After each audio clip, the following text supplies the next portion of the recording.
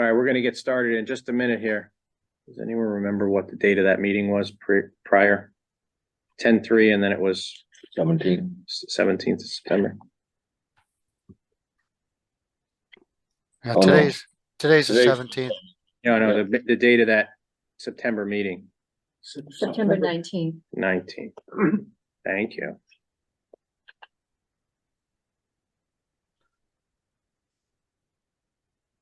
All right, let's get started here. Welcome to the High-Speed Internet Subcommittee meeting for, what's today? Today's Tuesday, October 17th.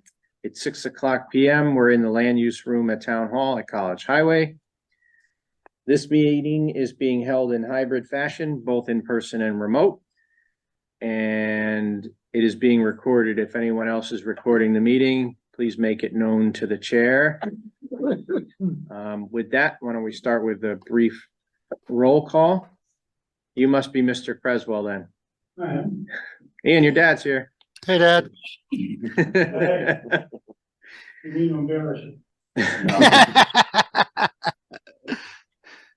All right, so let's go through attendance. Doug Moglen here, Tom Kolick, Here. Jason, Marlene Quinlan, Here. Jess Bishop, Ryan Peace, Here. Ian Creswell, Here. Jim Crowley, Here. Chris Boyd, Here. Bob Boyd, Here. and Mr. Johnson. Here. All right.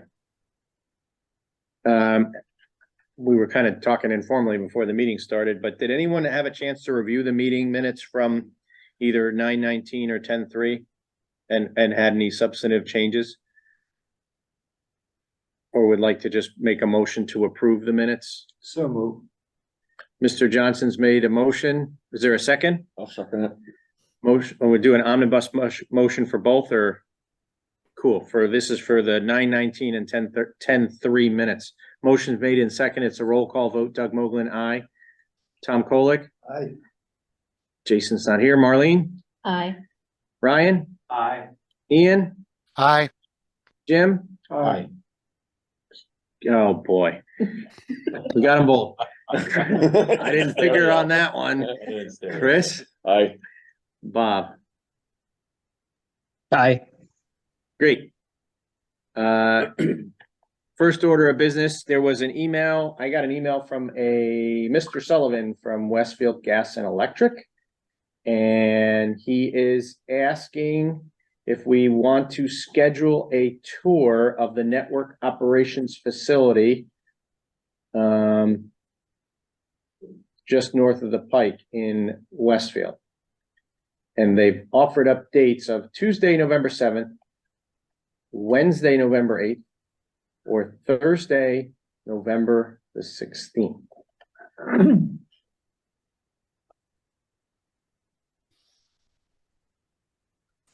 looking at my calendar. Exactly. What time? It would probably, he mentioned starting at, they would like to start at 4:00, but understand scheduling may have to be pushed back. So we could work accordingly. I will tell you that I am out of town the 7th and 8th. Me too. Looks like it's the 16th. So- Yeah, 16th should work. Could I ask a question? Absolutely. What would the purpose of the meeting be? It's a tour of their technical facility up in Westfield to kind of show the physical plant, like a hut, What would the purpose be? educational. I mean, would it enhance or change anything we're thinking at the moment? I mean, I'm wondering, we're gonna do a lot of heavy breathing, scheduling and all that, but at the end of the day, will it make a difference? I think. I'd open it to the floor because I'll hold back my opinion for a moment and open it to the floor for discussion.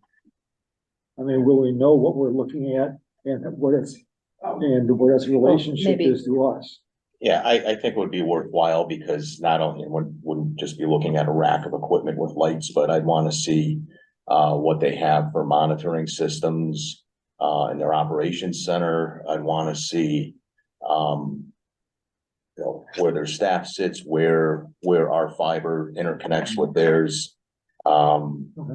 Look to see security of that, just get an overall picture.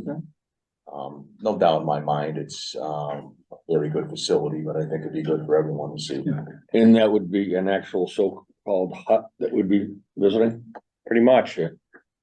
And I think it's their network operations center is there as well. Yeah, I So you'd see their own, Westfield's own kind of hut, Mhm. kind of their center. Yeah. And we haven't really talked about it too much. We've got a lot of work to do here, but I don't know that we may be able to utilize existing space in a town building, whether it's at the fire department or it's in this building somewhere, rather than build an exterior building. Right. That's subject to discussion here. I'm not driving the bus on that, and the only reason I throw it out here is we already have climate controlled space that's on backup generators that you can give access to someone to come in and get to if they need to get to it in a hurry. Some communities may not have that liberty, so that's why they build the hut with, the G&E guys or whoever the provider is has the keys. But then it becomes duplicative to, stuff you already have. You have to build a building, so you have pour pad, build a building, backup generator, blah, blah, blah, blah, blah. If you already have a high, dry, backup powered space, it might be worth a look at. I think Yeah. it saves time and money if we can do it. Well, I guess If my the generator question is sized for the network, and the load of the equipment, that would be important.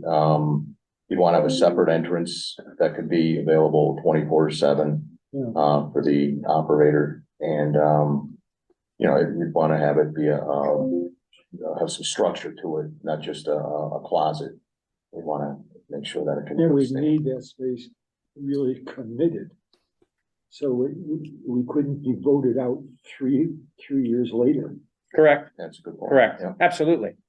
But let's back to this tour. Does anybody have any additional thoughts on I think that? it's kind of, we're gonna be starting to discuss like the actual aspects of what we're looking for. And this is kind of like an opportunity to see everything before we're talking about it, that's the way I look at going over. Just seeing like,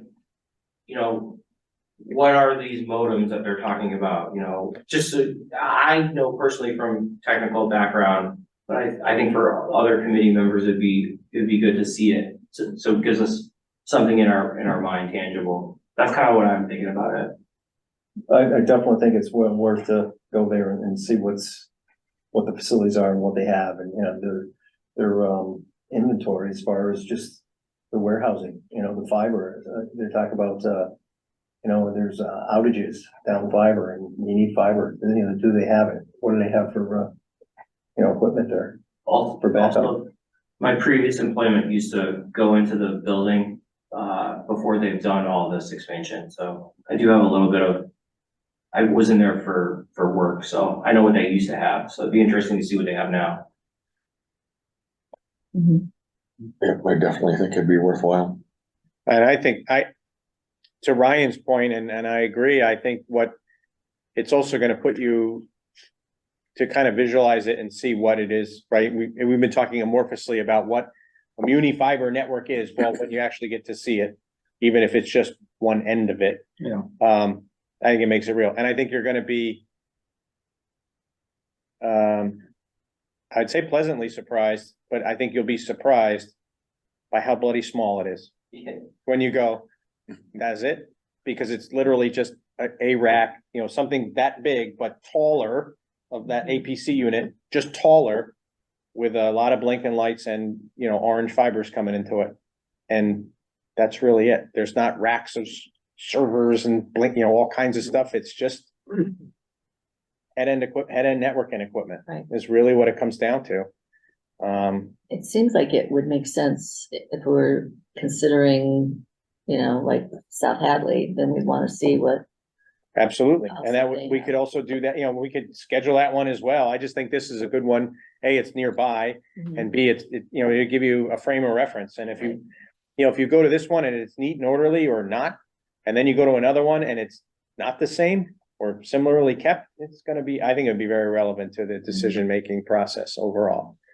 And plus they have the rest of their stuff there as well. So it's not, Yeah. This is their HQ, right? If we went out to place where, say, South Hadley or someone else has just a town that they're doing it for, it's gonna be a different appearance. They don't have all the spares and the trucks and the, you know, all the other stuff. You're gonna see their, pretty much their whole operation plus the knock, so. Does the 16th work for everyone? Yeah, it does. Yeah, what night is that? Thursday. Yeah, I don't see any conflicts. Yeah, I've already put into work. So we're good. That's good for me. Okay, I'm good with that too. 4 p.m., is that what we're shooting for? I'll circle back with the time, but they said to start around 4, yeah. And then, I don't know if we need to, it's not that far. I would say we I was probably, just gonna be, I would say we could meet there. I don't think we need to Yeah. I grab the senior van and be trucking up to Westfield. I could be there at 4:30, but I can't get there before. All right, I'll try for.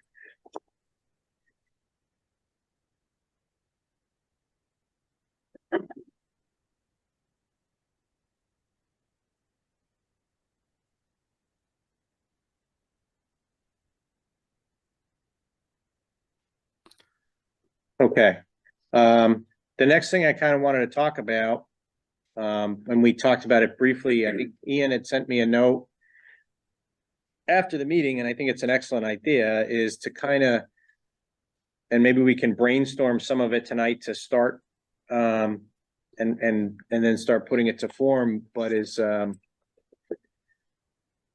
from the two presentations and from some of our discussions tonight, I think we should kind of start a sheet or a tab or whatever you want to call it of Q&A for prospective vendors, that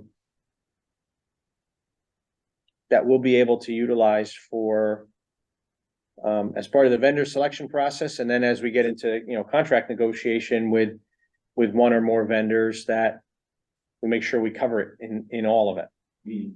So, did you have a question or a statement Yes, or? a suggestion Absolutely. for all of the above. I mean, what I did for 40 years was research administration at colleges and universities and medical centers. And in terms of contracting, there's always an RFP for a contract. Okay. Good point. And we can look at those towns, like that matrix that I worked out, that I passed out last time. There are, I think, 3 towns that their websites are just off the charts, outstanding. Go to those 3 towns and ask them for a copy of their RFP. That has all this kind of stuff in it. And then once we've got that in hand, what additional questions do we have, or what questions would we modify? So we don't have to reinvent the wheel. That's You know, not the a, wheels yeah, it's not a bad idea. yeah, You know, the wheel's already rolling along. Why don't we find 3 of the best and look at that and then base ours on that, so we don't spend a lot of time reinventing the wheel. Excellent idea. Do you recall what those 3 towns were? Hang on. Doo-doo-doo. I think one was Chesterfield. Oh, let's see, the towns are Chesterfield, Cummington, Goshen, and all the others are kind of, you know, but those really struck me as being really off the charts good. I mean, even their website. I mean, anybody in town will have, I mean, it answers a ton of questions, and it doesn't wait for people to ask the questions, it anticipates questions. So those 3 towns, and I got the web on here, there's the website. Yep. On here, so on these 3 towns, you can go to the website. And the RFP was already there, or was it, or, Well, we would have to call them. okay, well, I can have either Carl or Cindy give them a call and say, I'm sure they'll be glad to do it. Yeah. So every community we've reached out to so far to have discussions with on this topic and also one other topic that we're working on, this committee, they're more than willing to give you whatever they got, because they're pretty proud of what they've done. Yeah. That's an excellent suggestion. And so I think it would save us a lot of time and effort. I agree. And probably save us some oversight. They've done it once. Right. It'd be a good basis. The one thing I have with that is us being municipal and forming an MLP. We would be able to contract directly with other MLPs, for instance, Westfield or South Hadley directly without having to go to bid. If we put it out to bid, we would be obligated generally to take the lowest bid, I would think. We may not be able to. But I think Yeah. even if you call it, We could get a private company that could, you right, know, submit a bid, and if it's the lowest, you know, we wouldn't have as much choice. We would have to honor that, I would think. well, but I think to what Mr. Johnson's saying is, even if it's a specification document that, and you enter into an IMA or an intermunicipal agreement, it's still apropos to cover all those bases, Mhm. right? By the way, can you guys hear okay in back there? Okay. Or could it be Just checking. We just put in this whiz bang audio system for those in the back, but you guys are up front. I was just making sure. I got the security, and I'm telling him what's being said. On the same idea. If you look at this summary, the town of Chester, it literally is an RF, or literally is an MLP.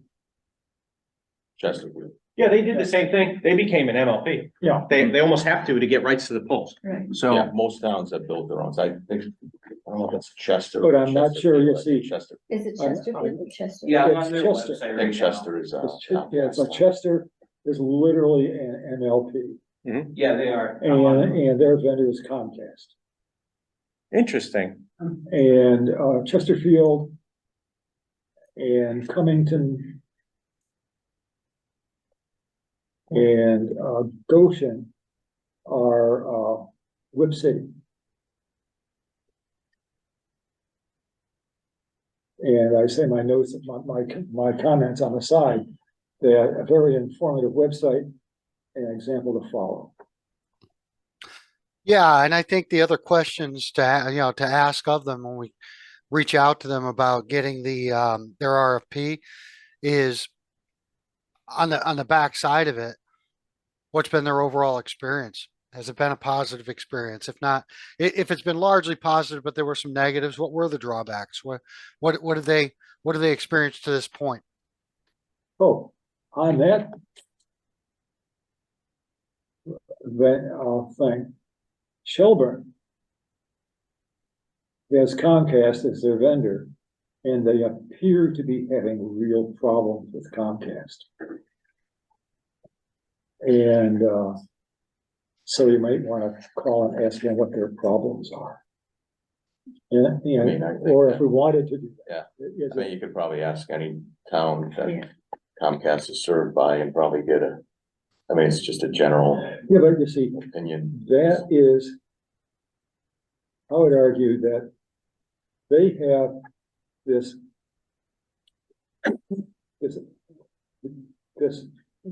high-speed internet network, and it's Comcast. So, what is it about the Comcast high speed? Maybe, I didn't write it down. One of the other towns said that the reason they like Whip City is versus Comcast is that the local or the decision making is local, as opposed to some corporate boardroom. It's local. What that meant, I don't know, but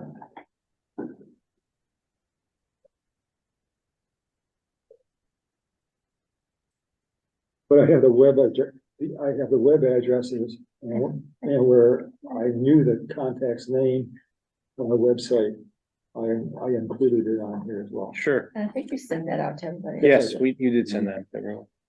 So that's a good point. We'll get in touch with them. And then, what was the first city you mentioned or town? It wasn't, you said Chesterfield, Covington, Goshen, but you mentioned another town at the beginning. But you know, you said they were Comcast. They were an MLP. It was Chester? Chester, yeah. I happen to know the, Yeah, they have the Chester Light Department. I grew up in Chester. and the town manager is Diane Hall. Mr. Humison, isn't it? Yeah. Former Senator Humison. Diane Hall is the MLP manager, and her phone number is right there as well.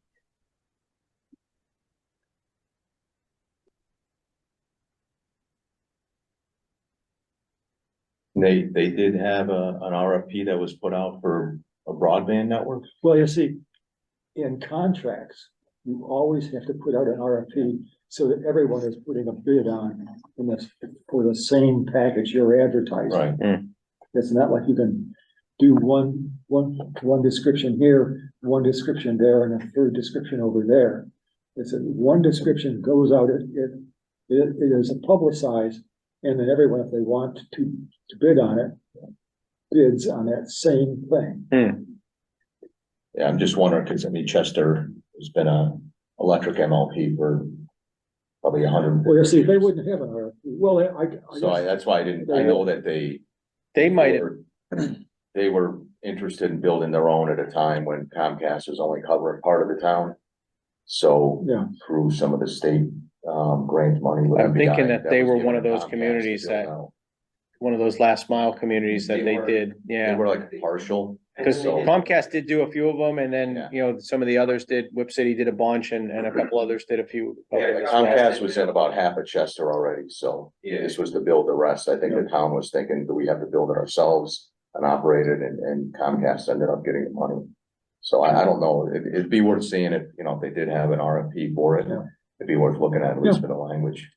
Sure, the worst thing they can say is no. absolutely.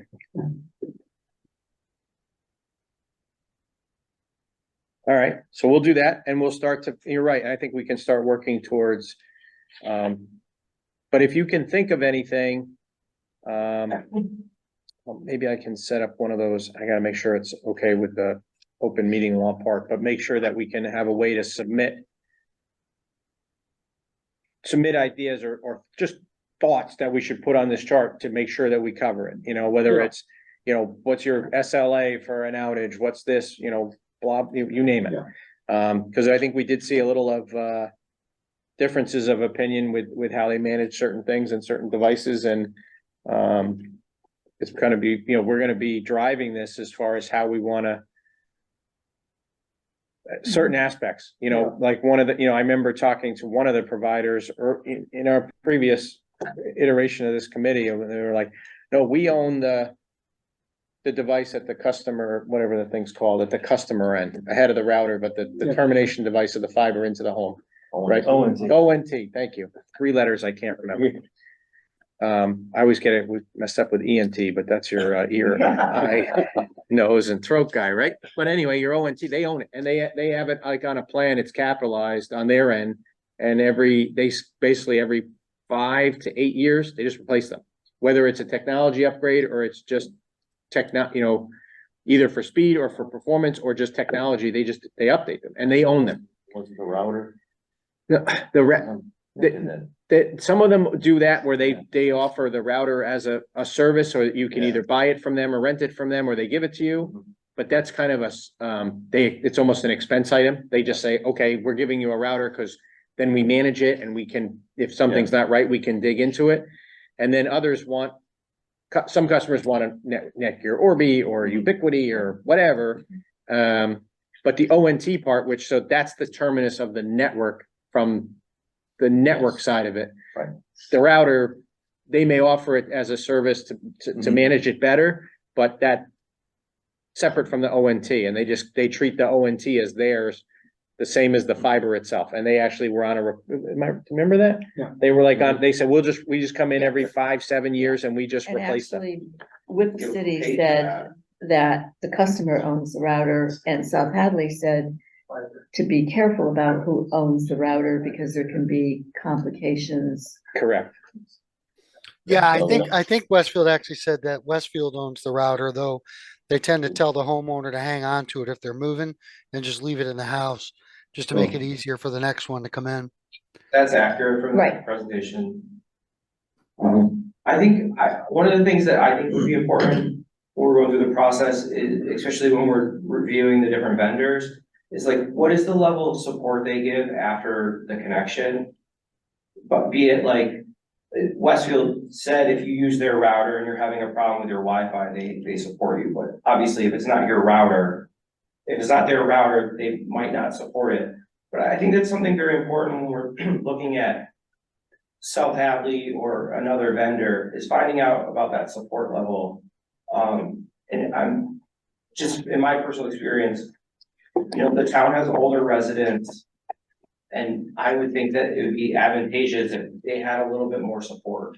And that would be a selling point to some of the pricing of the service. Yeah. Something that I've been thinking about, you know. They should be able to provide that. I mean, that would be an SLA we'd want to have in a contract.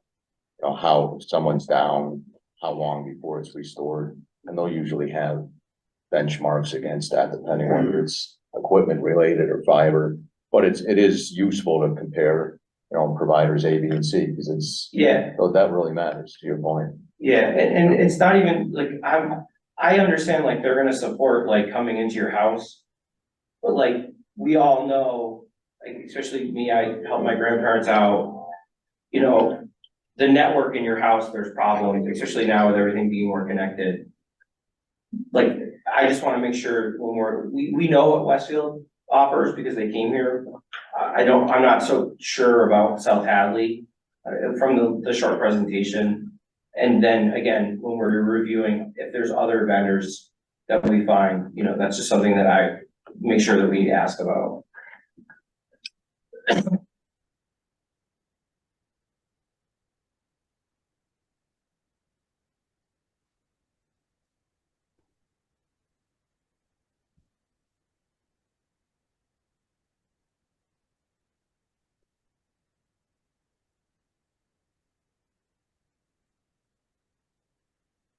And then, just from your experience, like, what's like the life cycle on the what's on? It's, I have the same ring. On the the modems, The ONT, the ONT, yeah, what is the life So- cycle of that? so you'd have that tied, usually, it almost basically has to be the same manufacturer as your Yep, network, access equipment, so, you know, probably you're looking at 5 to 10 years on average. You should be able to expect that. Some are gonna go sooner, lightning, you know, tends to hit them during lightning storms. There's sensitive electronics, there's, even though the fiber drop is, all dielectric, it's not Yeah. metallic, it can still, just surges, but basically, they don't upgrade them, it might be something that would get upgraded. 'Cause I mean, You one don't wanna have gigabit is to. like not really gonna, I mean, like, Yeah. I don't see the 10 gigabit being like, right, you'd want, so, you know, one of the decisions that we should make as a committee, looking at it is, when we start getting prices, is whether we wanna have a network be GPON based, which has been, you know, popular, and it's the most popular right now, where you're having 2.5 gigs shared by generally 32 subscribers. You can't just evenly divide it by 32 and say that's. Yeah, I all you remember get, 'cause it's before. statistical, so, but, you know, now the latest technology that's been around for, you know, 5+ years and getting more popular is XGS-PON, and that's where you're sharing 10 gig. So with that, the ONT does matter. Yeah, It yeah. can be the same manufacturer, a lot of times their equipment that you have at your access node will be the same, you would just change out the cards or the optics, but for the customer end, you know, the ONT would have to be compatible with that. Yeah, And so it's gonna cost a little more. But if, I mean, bandwidth consumption is just going up Yeah. more every year, so we don't wanna look down the road 3 years or even 5 years, because it's expensive if you have to change that. yeah, that's, Not just the cost of it, but to send a person out there with a truck. yeah, And and that's, that, you'd have to upgrade the whole town. yeah, it's very expensive, so the better decisions we can make now, you know, you know, set us up in the long run. So we really wanna look for a, you know, let's say a 10-year outlook, you know, how the equipment's gonna serve us. Last thing we wanna do is say, okay, let's get GPON, and then all of a sudden, you know, 5 years, you know, people are starting to complain that they're getting slow speeds because everyone has 4K. 75 devices in their house. And they don't even know what 40 of them are, but they're all connected to their Wi-Fi, and it's happening now. Sure is. It's getting crazy, so. Sure It's is. just it's just increasing the bandwidth needs dramatically. For the record, I only have 40. Check again, you might have 41 by tomorrow. You might not know which one it is. Yeah, that was the other thing. And I know that that's further down the line, like, you know, once we're, Yeah, I mean, and that's one of the, you know, as far as questions to providers, we wanna know, I mean, especially where we are now. You know, can they help us design it? Can they help us with the make ready? And then, you know, the questions, you know, how good is your service? You know, how long is it gonna be to repair? Things like that, Yeah. so. We may wanna look at just companies just to design it, to get a separate design. That's an option. It's a little harder because then you have more contracts, but, you know, we could talk to them directly. I think both Whip City and South Hadley use the same designer. yes, They do, yeah. They PVC, correct, I remember. that. PVC. Yes. I think you're better off letting whoever you go with get the design done and do it through them. So then if there's issues, I mean, if you contract out to do the design yourself and now you have problems. Now there's gonna be finger pointing up, well, Yes. we gotta go back. You're 100% right. That's the, You really don't that's one wanna of the get into that. disadvantages, yeah. Right. You're 100% right. And we kind of talked about this with the vendor, but I think it's a good discussion for us to have as a group too, I'm in agreement. I would think originally I thought there'd be more merit to go into somebody like, was it PVC? PVC and say, okay, here's Southwick, design us a fiber network, right? And pay for that design and you own it, and then you can shop it and say, okay, Whip City, South Hadley, you know, ABC Plumbing, whatever, hey, build this and operate it, or operate it, you know, if we do a design and then we build it. And, well, I've watched too many projects in town government be, designed by the lowest bidder and then shockingly built by the low bidder. And it's no end of problems.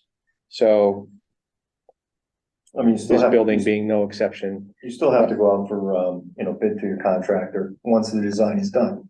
The contractor can't bid on it until you Right. have a design, But it, same material. yeah, exactly. But it's amazing. Like I watched we just spent $1 million over at the firehouse to repair a 15-year-old building and take half the building down and fix the errors that were built, they wrongly built a bad design. So it was, you know, amazing to watch, and, you know, it'd be a shame to have something like that happen as part of, you know, this process. That's why when you go to someone, whether you go to somebody like a Whip City or South Hadley, and, they design it, they build it, but we also have one throat to choke, and it's priced in. You know, we're gonna buy it, we're gonna own it, it's our network. And you basically pay a project management fee from the way I took it, right? They take PVC's invoice and mark it up to project manage it, and they contract it out. And you pay a management fee on top of that for them to manage the build out. But if anything goes wrong, we call Mr. Sullivan at home and say, hey, dude, this ain't working. But you know what I mean? You call whoever and say, hey, you've got to come make this right, because there's, oh, you gotta call the designer, this is a design problem, or Right, yeah. this was a build Right. problem. This is a, you know, an ONT supplier problem, like, I don't care, I got One it. finger to point in one direction. Yeah, we say one throat to choke, right? I like it. Exactly. No, that makes the most sense. Yeah, and it, you know, it's, but, and if they're both gonna go, or whoever we're gonna go to is gonna end up at the same designer we would have used, or one of the designers we would have used. And probably the constructors, there's probably not a plethora of those around either that you're gonna end up using in this area to build out a fiber network, right? So, Yeah, there's a handful that are pretty common in this area. so. Okay.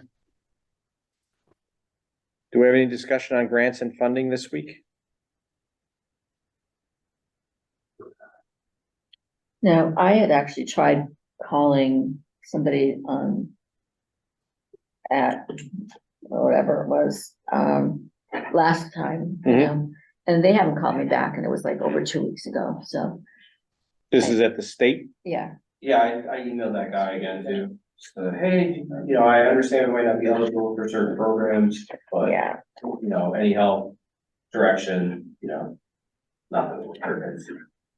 Not even a response? Not even out of office? No. Wow. I got a person, but she wasn't the person to talk to, and so she put me through to somebody's voicemail. At where?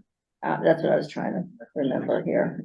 Mike, the guy was, I get his email. The broadband equity, I think it was the Broadband Equity Access Deployment Program is what they were saying I should talk to. Mass Broadband Institute. Yeah, that's, Mass Tech, Would you email her? I think it's, Brian Baldino. I can email the link to the group. There's a document put out from the Biden administration where they put out broadband. But most of the programs do not fit the criteria for Southwick. Right. And there's somebody in the state who actually is the point person, Quentin Palfrey. I know that wasn't his call, but I haven't heard back. She was actually at one of those, in Greenfield. They had a information meeting.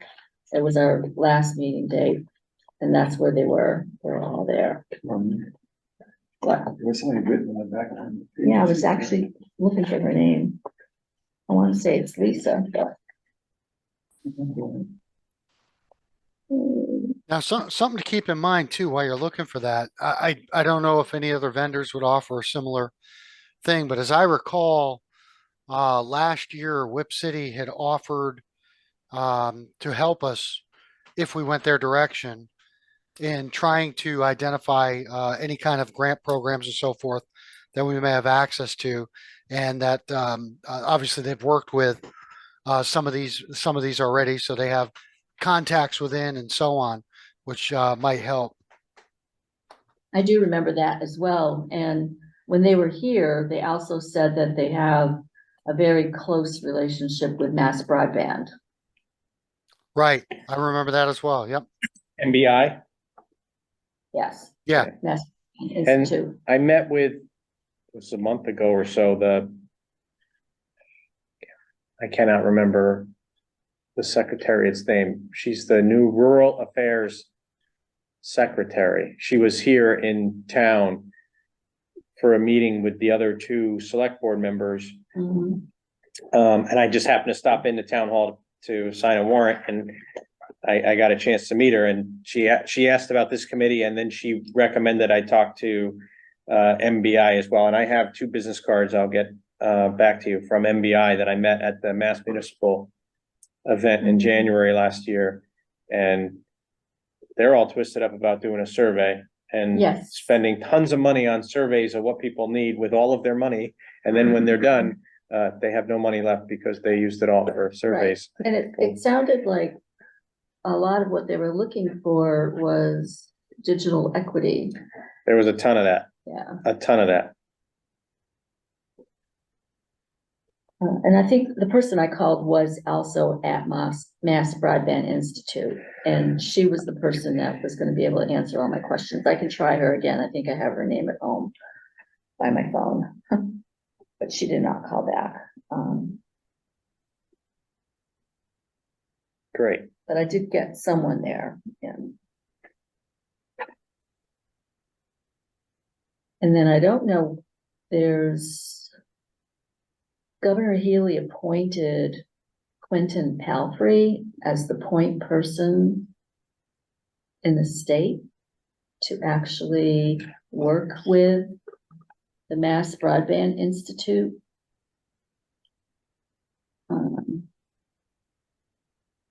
And then she also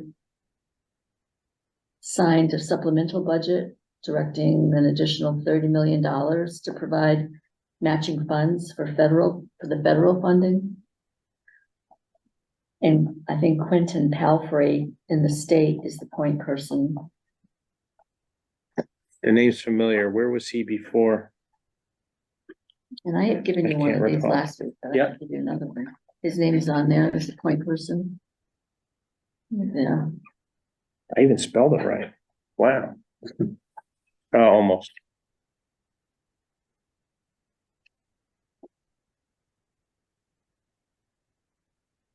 And then we do know about the, just to put it on record, and we'll be doing that ourselves.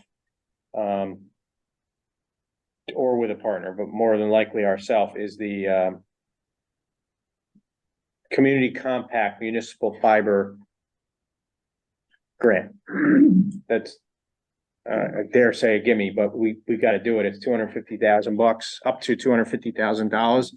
And when you scope it as connecting your city buildings, your town buildings together, well, it just happens to map nicely on your uni fiber network too. So it goes to direct to offset the cost. So. And then, was that on this? That- this is the one that opens in the summer, um, 11th through April. Yeah, this is the one that actually will be, Correct. Yeah. This is part of the community compact? Yeah, see, this is it. Yeah. Community compact, community fiber grant. That's exactly. it. Yeah. So that's the one. Yeah, cause that gets fiber, that helps get fiber pulled through downtown, right? Cause now we're talking town hall. Fire station's already on it. Police station, I believe, is on it, but if we're tying in DPW, I'm not sure who else, schools perhaps. Library, schools, cemetery, Pumping stations. Transfer station? transportation, pumping stations, right? It goes really far. Now, granted, it's up to 250 grand, but you augment your eligibility by distance and location. So we Right. have quite a few that would be eligible under the formula. So I think that's gonna be very beneficial to us. I agree. That could help pay for make ready in that whole span. That's really where the poles are gonna be most crowded generally on. Yep. Main roads, so just. And we can't start applying for that until, you said, next summer? The grant, I think it opens in Mar, I thought it said on there March, oh, March 11th, 2024. is the. It opens and it closes April 12th. Tied together right now. Yeah, on this campus, we've got a fiber Oh, set up. just, Something Just to here. note, something to Police, note. fire. Yeah. Town hall, okay, so it's all on town property, the connection. correct. Gotcha. Note on that time frame. There's a 1 month, so there's not a lot of time to dance. Right, You've got to get your shoes already on and be dressed for the dance no doubt. by the time that appears. And we just submitted a community compact grant this past week, unrelated to this, was a community compact for, it's an IT one. And, you had the same kind of window to do it, and you had to do it online. So you didn't have a chance to work on it, save it, submit it. You had to do it all online and go through it and submit it.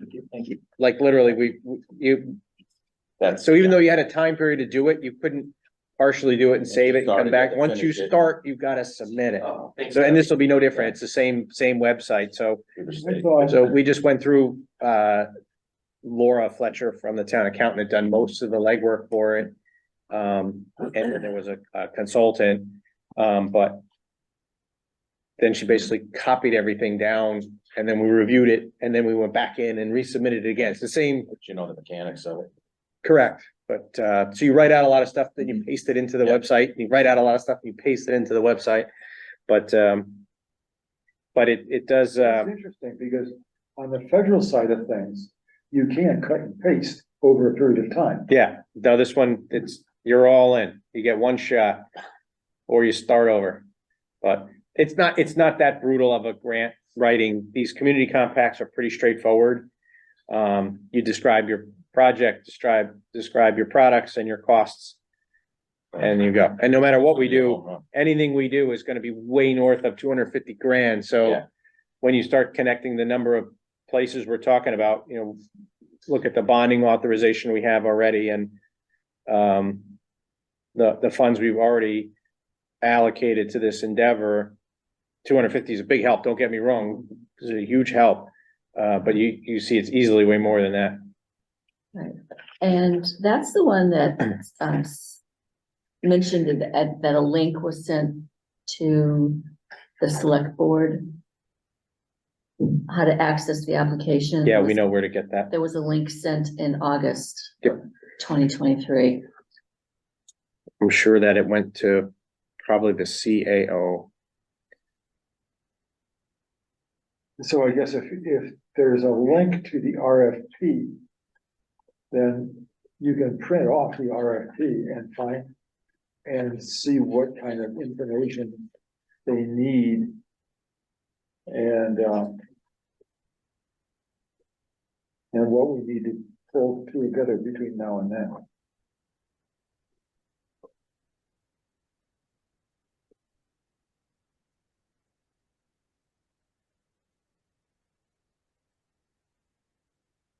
But in between, we gotta select a vendor, no, because we gotta go after them with actual dollars. Is that not correct? We'd know better once we had a copy of that RFP. Yeah, I think so. I think It's out there we're now. gonna go and,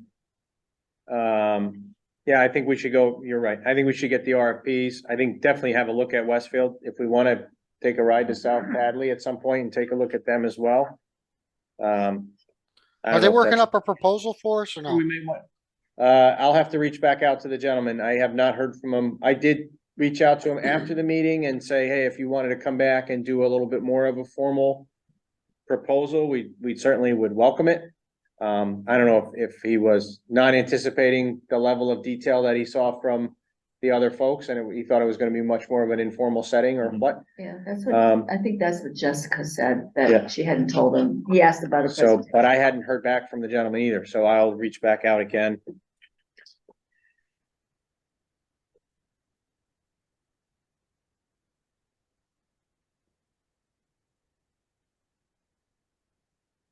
I guess on South Head.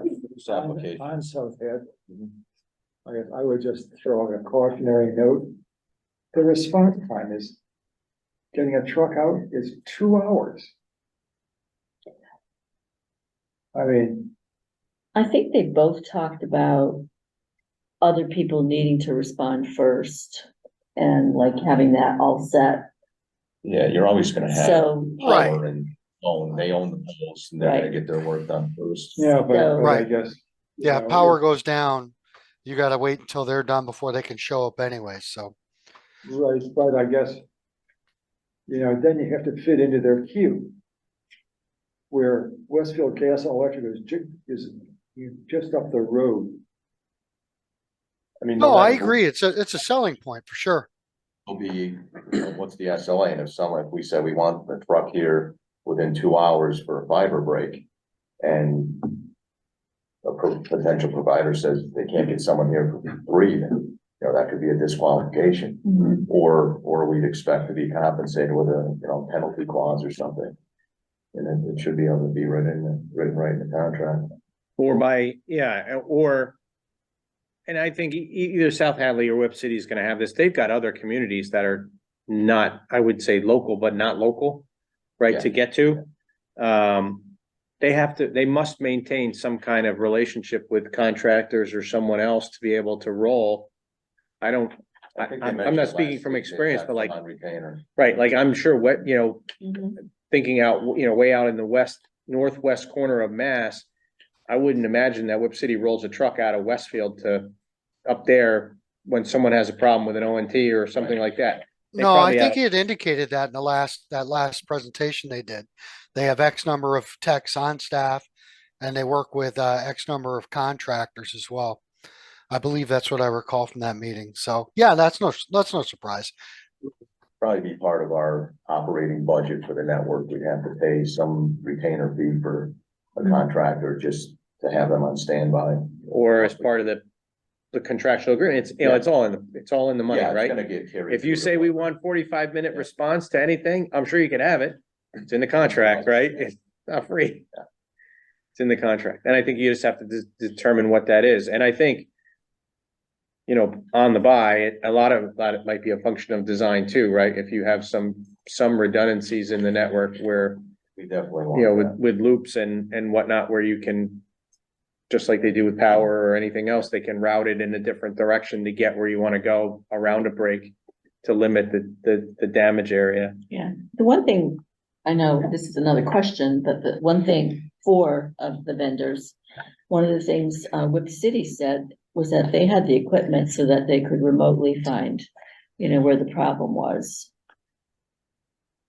And they were actually testing a new piece of equipment that would allow them to track, like if there was a power outage, they could find it from a remote location. I think that was more of a front facing thing that the new stuff they were testing was to be able to put that up on the website to say, okay, here's our known outage areas. So that you could log on, assuming you had access to log on, and find out where the outages are and you know, expected repair times, that sort of thing. I think that's what that was. I could be off base. Right, but it sounded like they could detect the outage without somebody reporting it. Yeah, Sure. they'll see Right. it. That's part of what we want to Right. see in the Yeah. tour. Yep. What they Yeah. have for capability and. Yeah. And I know one of the things that I would like to see, and I think one of the things that Eversource does extremely well is an outage map. They do. And Yeah. they were talking about this technology coming or being more readily available. That's a huge tool for government. It's a huge tool for the end user. Right. You know, when you can click on that map on eversource.com and see the outages down to almost to the street level. They, by purpose, they obscure houses because you know, there's implications for that, but you know, they show you an area and they'll show you 3 or, you know, the number of outages. You drill down and it tells you roughly how many units are out. That's great. So if there is I would love to see something like, I think it's a great customer sat tool for, to just be able to present it. A lot Yeah, of no, I agree. I think Westfield indicated they're already doing it for electric and that they were hoping 2024 for the Right. fiber. Right, Cause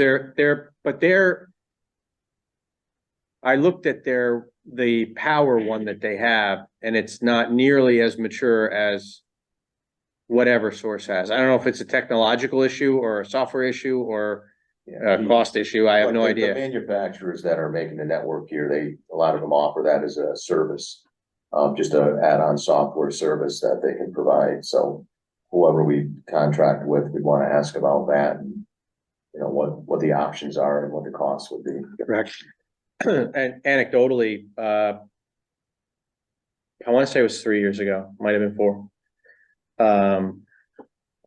had a lot of people coming into town hall complaining about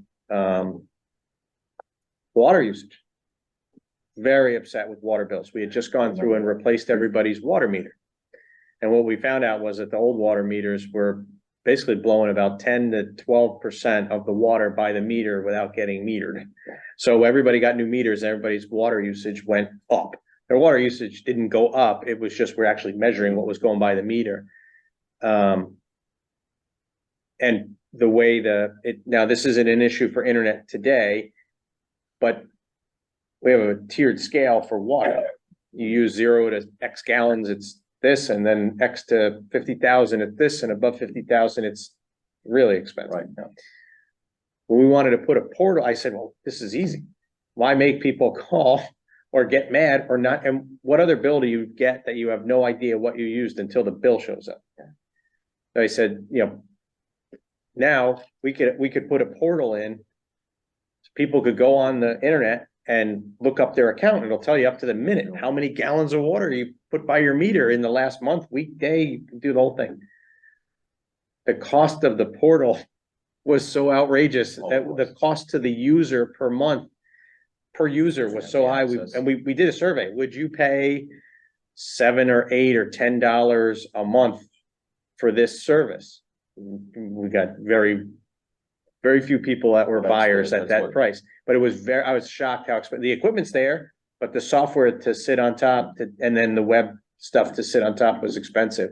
So I know that that's not inexpensive to do this kind of monitoring. And also, Comcast provides it today. I think they still do. They used to provide, I know I looked at mine carefully during COVID, bandwidth monitoring. And you could actually click on a thing that says, how much have I used by bandwidth? Now we're not planning to meter this service.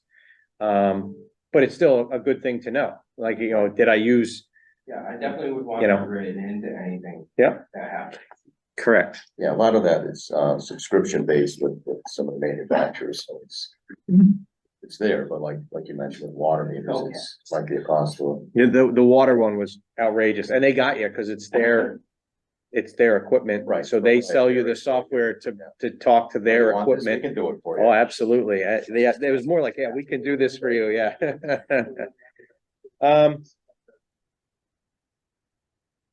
Further dialogue before we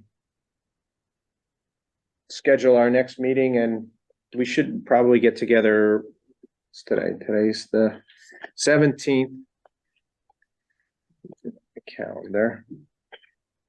It'd be the 31st. We are not meeting on Halloween. Not happening. You said you're gone the 7th, right? Yes. I got an idea. When are we gonna meet? Well, that's too late. That's the 20, what? That wasn't a good idea. I'm not afraid to admit it. It was the. Well, we could do that. That's kind of far. 16th is too far. If we go there, the 16th, we could come back and meet after, but I think how about we push it to the following week, November?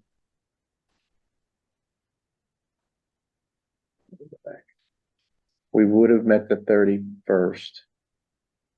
Would have been the 14th. 14th, right? It's the same week as the other, but Yeah. Want to do that?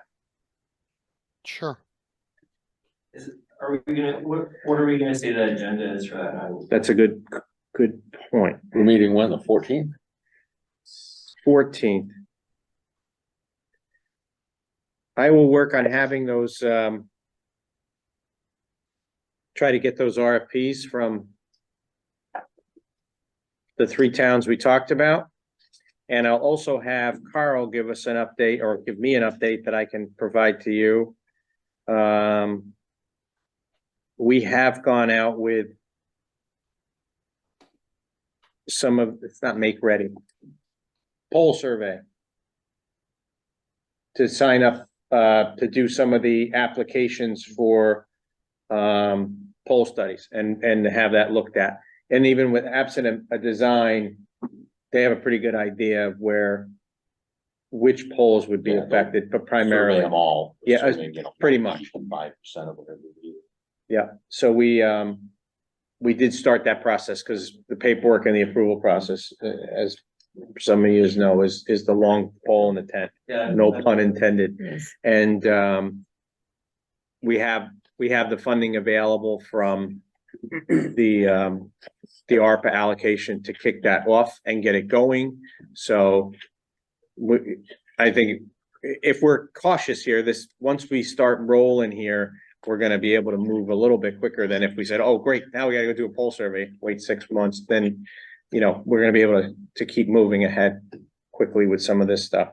And Mr. Johnson, you're 100% right. I'm a big fan of not reinventing the wheel, right? If there's stuff that's out there that people have learned the hard way or learned the good way, great, let's take advantage of that. And also, the RFP that they come up with has gone through the legal reviews statewide, so a municipality can float it as an RFP. So it's gone through all the legal reviews. It has all the contractual things in it. Yeah. So we're gonna save And I'll talk to the chief procurement officer as well. I think this ends up, if we deal with whether it's Whip City or South Hadley or one of those entities, it's an intermunicipal agreement. So it's not truly an RFP where you put it in the paper and you take bids from whoever and you have to go with the lowest bidder. You have the right to, under the bidding laws, you don't always have to go with the low bidder if they don't meet the spec or what have you. But when you do an intermunicipal agreement, you're free to enter into a negotiation direct versus having to do it as a truly an RFP. But an RFP, or whatever you want to call it at that point, is really, this is what we want to buy. Come back with a proposal of what we're looking to buy, rather than they give you a proposal and you go, no, I want this, and this, and then you end up in this other cycle. This way, I think it establishes a meeting of the minds. Yeah. But, going through what some of the other folks have done and taken some of the lessons that they've learned, possibly the hard or expensive way. What do they say? That's how you can tell who the pioneers are, right? The guys with the arrows in their backs, right? We don't want to be that guy. And it's been done enough now in the Commonwealth from when we first started, and there wasn't a lot of this, and now there is. I think this is not going to be a difficult thing. If I could just throw one thing out, it just dawned on me, what I passed out last time around, and that chart, I also put the maps from the Mass Broadband Institute, and they've got everybody in the state. And South Hadley is not mentioned as one of the providers. And theoretically, this was up-to-date information as of August 1, 2023.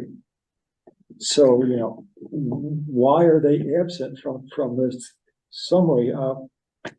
They go by the name of Fiber Spring, I believe, no? They do. Well, it says here, there are 11 towns with a charter, 13 with Comcast, 20 with Westfield Gas and Electric, 4 with Wide Valley Projects, and 5 with other. And then there's towns with prior broadband. What does it have for Leverett or Shutesbury?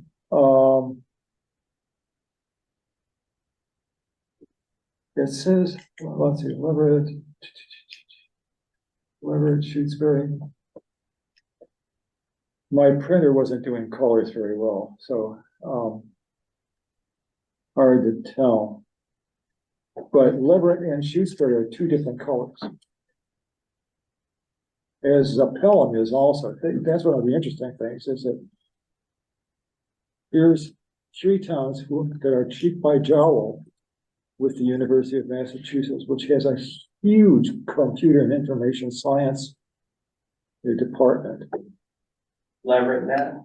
And the faculty is already out there. Okay, South Hadley Electric Light does That's Leverett. Leverett. Okay. As of December 2022. So that must. They be might have had other. somebody else, That's. and they're Shell might captured- be they're other. captured under Yeah. other. Right. Yeah, like Pelham, they have, I think, Charter or Comcast is there. So, yeah.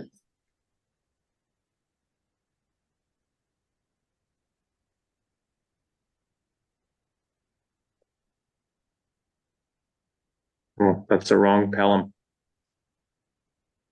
North Carolina. Yeah. Every time I say Pelham, I think of Pelham Parkway in the Bronx. I hadn't really thought of, Pelham definitely Yeah. is Comcast or Charter.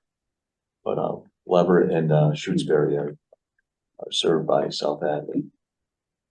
As well as their own town. Yeah, Comcast was like the first result.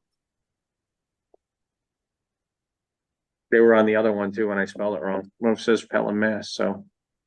Could be. What was the other one? Shutesbury?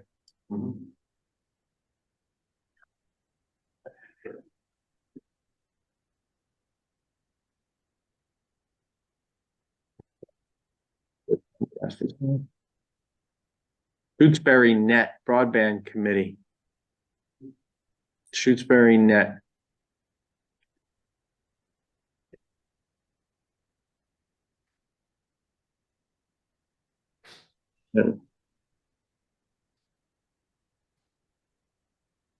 They don't really say. It says they brand it as their own. Yeah, well, it's probably buried in there. Yeah, this says gig.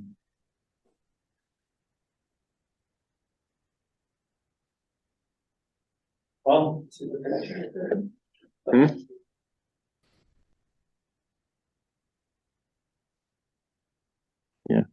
That is pretty small. Yeah, and it's blurry on my screen too, so it's gonna be really blurry over there. Anyhow. Okay, so 11:14 next meeting. Is there any other comments from the public? Anyone in the audience? Anyone with any thoughts? I'd like to, tender my resignation. I don't think I can really, we're getting to a technical point now that I know nothing. And I wouldn't do, so I think I would interfere with the process. I disagree. I thoroughly enjoy having you on this subcommittee. You bring a refreshing perspective. Your knowledge of the contracting process is gonna be invaluable. Yeah. And I think you're gonna learn with all of us as we go along. And I mean, I certainly, with great regret, accept your resignation, but I think I would urge you to reconsider and come along for the process. I think it's gonna be great. A part of that process I went through to get here is that prior to this year on this committee, we share an email. Mhm. We can no longer do that with the state. I have to have my own email address. She has to have her own. We can manage that, I think, from this end. If do you have your new email already? No, So you're gonna get one? no, You're not gonna get one? I don't want to get one because there's this other Don't blame email you. address I've got to keep track of and keep watching for messages. This is a suggestion, I just ran into that myself with my wife. Build your email, set it to forward to her email, everything. So I'm checking one email all the time, and if it's for her, it's gonna be on her email address, you'll see it in the header. So he wasn't able to do the ethical, the Ethics test? the ethics test.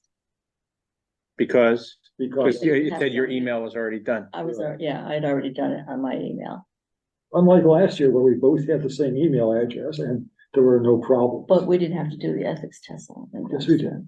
I don't think so. We did some state thing last year. Oh, yeah, but anyway, so that was Federal a government concern. and state government are locking things down.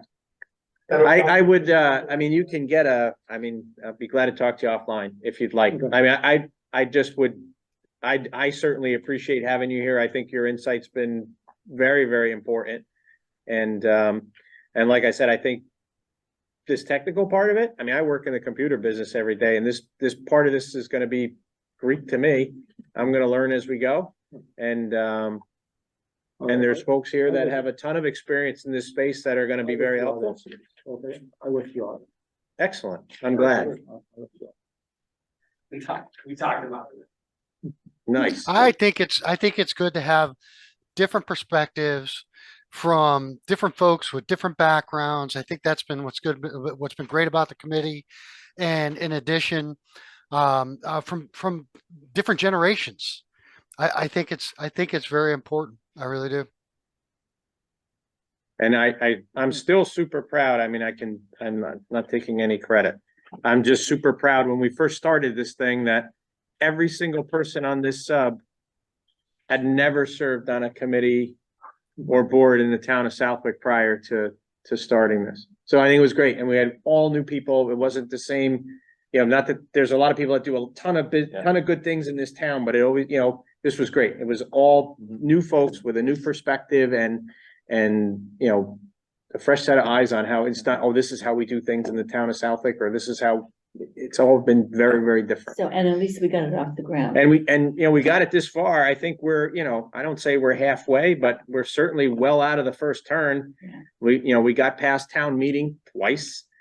We got $1 million, close to $1 million of seed money to start, and authorization to borrow a bunch more if we need to get this rolling. And if we can prove out, and I think we'll be able to prove out that this can be financially viable for the period of time sufficient enough to retire the debt, because Lord only knows 15 years from now or 20 years ago what this whole thing's going to look like. I mean, Right. I read last week Amazon is going to be launching satellites and going to want to try to provide internet service similar to Starlink starting in 25. And, you know, the 5G guys are interested in this space, and there's a lot of wireless activity that's going to come to play. But I still think the infrastructure around that is going to be challenged for the foreseeable future. Yeah. Just the proliferation of towers that you need in order to provide adequate coverage to provide the level of service and performance that you're going to need. You know, 5G has been coming now for 8-10 years. It's finally starting to roll out and coming to, you know, more rural areas, but it's still not at the performance that was billed at when they first talked about. So you know, the viability of a wired service, whether it's fiber or whatever, but wired service is still, in my opinion, is still very, very viable. And, you know, I spoke at town meeting last in the spring and said, look, I'll never make a promise that, you know, the taxpayers are never going to be on the hook for that. But I think when I go to bed at night, I want to we all put forth our best effort that never happens, right? Westfield's done a good job of themselves retiring their own debt early, and flushing out their network, some of it with profit they made in other cities and towns, but other cities and towns have been successful so far in being able to maintain and pay down the debt that they're incurring to build out this network with subscriber revenue and not tax revenue. And are on a trajectory to pay down their debt. That's really the goal. I mean, I'm yeah. concerned about the alternative technologies, 5Gs. Oh, yeah. Starlink and you know, what we don't know about right now. Yep. So I like in the proposals, 50% take rate. I think that's, you know, should be considered the best case scenario. I agree. Maybe we want to consider 30%. I mean, when you're going against Comcast, they are excellent at what they do in terms of marketing and adding new gadgets and things like that. And they, you know, then we talked about this a little bit when Whip City was here too, was that, for good or for bad, Comcast is now offering an OTT service, so you can buy programming from Comcast or Xfinity, whatever you want to call it. But so if you have Whip City or you have some other Starlink or whatever, you can still get content like you can from Philo and Netflix and YouTube TV or whatever it's called now, whatever, blah, blah, blah. So they're realizing that's an economic reality or situational reality of what's out there. And Westfield's take rate was astonishing. And I think there was a sales pitch in there that was higher than, you know, versus the numbers that they talked about 2 or 3 years ago when they first came in, especially when you have, in Southwick, you have Comcast, expensive, but it works.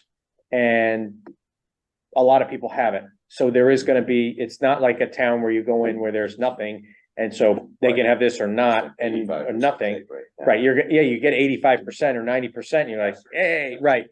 But I think you're right. If we get her in range of 50%, we'd be doing enormously well.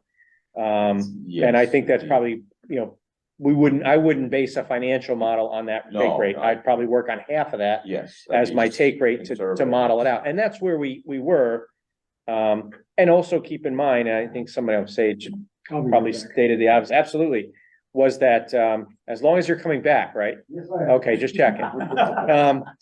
You know, they also wield a hammer too of price, right? Not that they probably will, because they haven't too much in other towns. Mhm. They could drop the price to be uber competitive with an incumbent, Oh, yeah. right? Almost like what the airlines do when, Southwest comes to an airport, right? Everybody else drops their fares to try to Yes. chase them, and it drives fares down. Well, but I think the pricing that we're at is at where we've been talking about, and we're gonna have to work on that too, the pricing model. Where we're at, and to make that happen, the pricing we've talked about is reasonable, and we'll be able to satisfy the debt, pay our bills. But, at the end of the day, what I stood in front of town meeting was, I said, I'll never make that promise that, because I've seen it at town meeting, people come in, it's a cup of coffee a day, or this will pay for itself. That never happens, almost never happens. So when you get out there and say, oh, this is gonna pay for itself, you're almost automatically not 100% telling the truth. But I think the model here is that you have to say, we can model that out and say, this is the subscribers we need in order to satisfy this and pay down 10-year notes. Mhm. And with a reason, smart guys on this committee and everyone on the committee to say, look, for the foreseeable future, being a decade from now, we think we're gonna be at a subscriber base that will pay down the debt. And will this be ongoing concern in 20 years? I don't know. I wouldn't even make that prognostication, right? But as long as we can retire the debt to build out this network, and from everything I've heard, and Mr. Boyd is on, who works in the business as well, the fiber itself is good for a long time, right? Yeah, it's More than the 1 gig service 30 we're or talking 40 about year offering, network. yeah. They change the electronics, change the Right. LTs, fibers. So we're sure not looking at rebuilding a whole network Right. over, again. And, if inflation keeps at half the pace it's at now, it would be, double in 20 years or something. So you know what it's gonna be, but that's all I got. Anyone else? Online or in person? Question. Have you guys considered, or you are aware that it's built its own Wi-Fi network throughout the town, for people's houses, right? Yes. So you realize you're probably gonna see people with cell phone usage. Data, if they're paying for data, is gonna go up. Because they're gonna get more on, in other words, when they walk out of their house and they go to a summer house or Mhm. someplace else, they're not gonna get Wi-Fi. Correct. Yes. 'Cause they But in your own home, you'll be fine. Yeah, on your Own Wi-Fi. That's a good point, though. So Absolutely. they get People would some weigh that complaints out, from People saying, hey, since you guys put fiber in for me, and I've got better internet speed, my cell bill has gone up. Correct. I think you're right, and I think it's gonna be important for, Should be part of the announcement when it goes out. absolutely. I think that, a couple thoughts. First is, hopefully businesses in town adopt this. Yeah. And then provide customer facing Wi-Fi in their business, right? So that this is not as much of a concern locally. Right. But when you go out of town, where Comcast is not the provider, where our service is not available, and you go even just over into Connecticut, and you don't have access to Comcast Wi-Fi anymore, yes, you're gonna be using your cell phone more than the Wi-Fi side of the data. It's an excellent point. I'm not saying this but this is just, for instance, in Westfield, Whip City has free access points at the baseball parks. Mhm. So I mean, there's definitely things that can be done to provide community internet, especially if the wire is being run down the street, so. But that's certainly it's a valid concern. And I hadn't really put a ton of thought into it till you started mentioning it, but you're right. Yeah. When you're home, you're on your Wi-Fi and you're not really using your cellular data. When you walk out that door and you're down the street. Yeah. Correct. One other question, if you guys are looking at other municipalities, have you looked at the commercial side and have you looked at, instead of having somebody do a design, hiring what's considered to be a network architect. To do a design for you, and then, like you said, in the meeting, you take that design and send it out as part of the RFPs. Then you own the design. Yeah, we talked about that during this Yeah. meeting a little bit, that, PVC. Mhm. PVC is the company that Whip City and South Hadley use as their design firm. And we could easily approach them too and design it. No matter what happens, the money to construct the network is Oh, yeah. is ours, right? So let's say we went with ABC company to build this. They're gonna ask us for money to build out the network. It's going to be the town of Southwick's network. We are gonna actually own that infrastructure, which means you own the design too. And if you go with a all-in design, build, operate model, we were talking about the one throat to choke deal. We still, you paid for the design, you did have it designed, and I think we've got some smart folks here that are gonna be able to take a look at some of it and, you know, make some sense of it. If we need to bring a third party in to review it as well, like I know the other boards and commissions have experts they bring in and they hire somebody to, you know, like a third party reviewer to say, oh, okay, this makes perfect sense, or, you know, that's not best practice or what have you. Also, one of the other things, based on the fact that we're dealing with state and local governments here, the contract that's awarded to Whip City by one of those towns, it's publicly, you can publicly access it and look what it says. Oh, yeah. It's any IMA or in any of those contracts, or even IMAs are public documents and public record. One could use that plus the RFP, one could use that information in the construction of what we do, as opposed to reinventing that wheel. There are 3 successful operations out there using Whip City. And we can look at their RFP and then what the contract says. And we can design, so that has a ton of information in it. And if-then statements. And we could use that as a starting point rather than our end point. Okay. Awesome.